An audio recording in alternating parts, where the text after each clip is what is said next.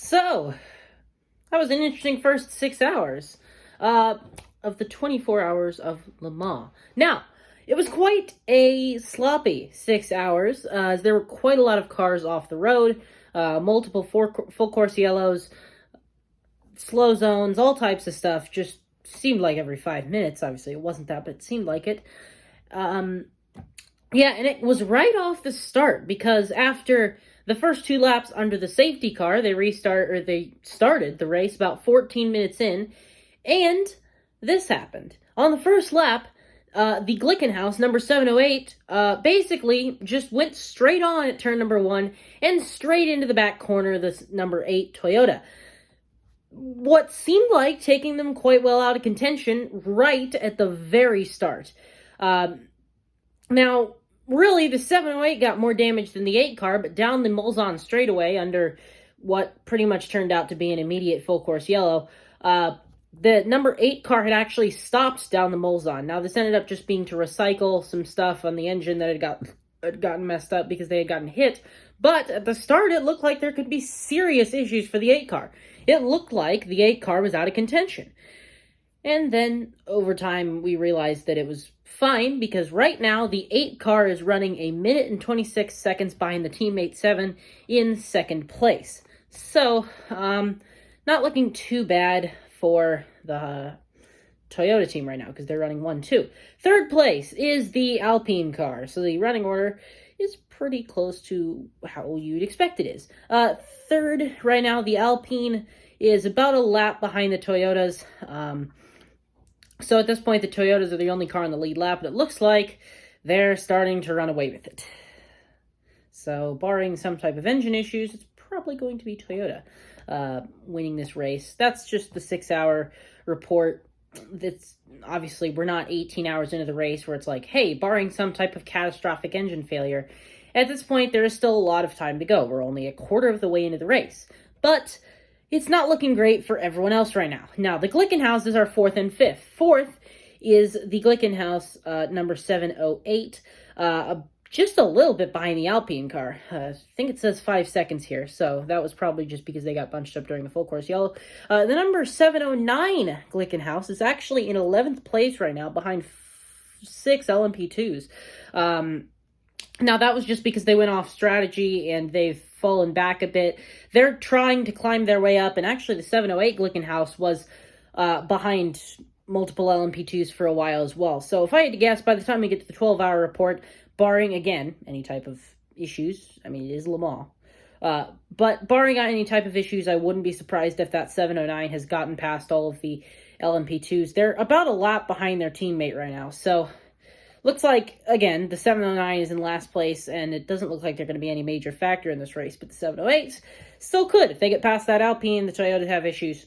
You never know. I mean, the number 8 car is still, they could still have issues that we don't know of. Probably not. That's probably getting my hopes up a bit, but who knows. Now, looking into the LMP2 class.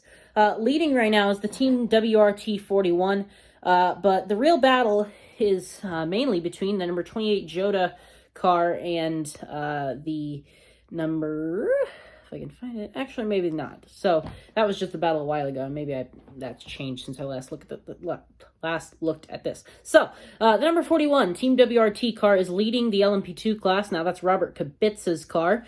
So that puts them in 5th place overall.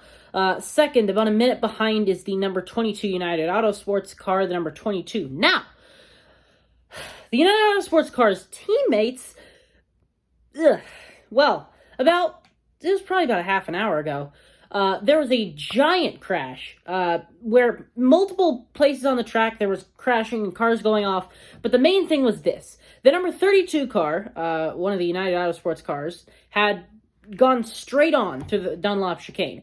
And guess who happened to be there? Their teammate, the number 23. So yeah, the two United Autosports cars took each other out. Yeah.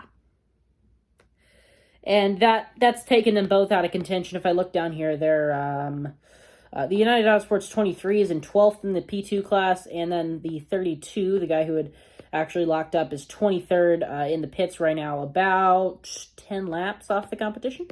Yeah, looking down at that 23, they're only about 3 laps off, but that's still quite a bit when it comes to the LMP2 class. So, not exactly a good day for the head United Autosports team. Now, the United Autosports, it's kind of a sister team. It's basically an extension. The United Autosports USA team is second right now in the 22 car. Their only surviving chance at winning the race.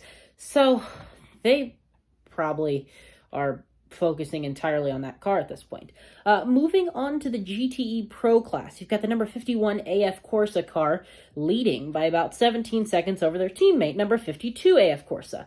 So, very good for AF Corsa right now. Third is the number 63 Corvette. Fourth is the number 92 factory Porsche. Fifth is the 64 Corvette.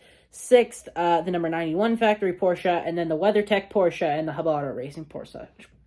So, the pole sitter GTE Pro car is in last place right now. Granted, it's the Hub Auto Racing car. That wasn't a major threat to win in most people's minds, but it's interesting that they've fallen that far back. Looking into GTE AM, you've got the TF Sport car leading, the 4 Horsemen TF Sport. Now, that's been the subject of some memes. If you go on to the WEC memes subreddit. If you go on there, there's tons of memes about a certain door design on that car. Very unfortunate thing that it spells out when the door opens. Anyways, looking into second is the AF Corsa number 83, so pretty good day for AF Corsa so far. Third is the Kessel Racing 57, fourth is the in number 80 Iron Lynx car, and fifth is the Team Project 156. Now, as I'm talking here, I'm probably going to have a compilation of all of the crashes and stuff that's happened during this race, because it's been quite a sloppy race, which is, it's what you would expect when there's rain on the track, which is interesting because it's been patchy rain. It's not like a dead, like, straight on, there's rain the whole race. It's been patchy rain. It's been on and off. It'll be in the middle of stints, and people will try to stay out on dry tires and crash, or they'll try to stay out on inters and crash, or something like. There's a lot of stuff going on right now with the strategy around the rain and when it's going to come. I'm sure it would be hard to be a team out there trying to figure out whether or not to pit your guy for inters, at least in certain spots in this race, or pit them for dries, stuff like that. It's been chaotic, let's just say that. So, yeah, as you can see, probably by this compilation, there's been a lot of stuff going on in terms of crashing. So, yeah, that's about all I have for the 6-hour report. The Toyotas, 1 and 2 in the race. The number 7, as you would probably expect, leading right now. Now, it's been switching back and forth with pit strategy, but it's 1 minute 26 seconds between the first place and second place Toyotas. So, I'll talk to you guys in 6 hours for the 12-hour report. Toyota right now is in the lead.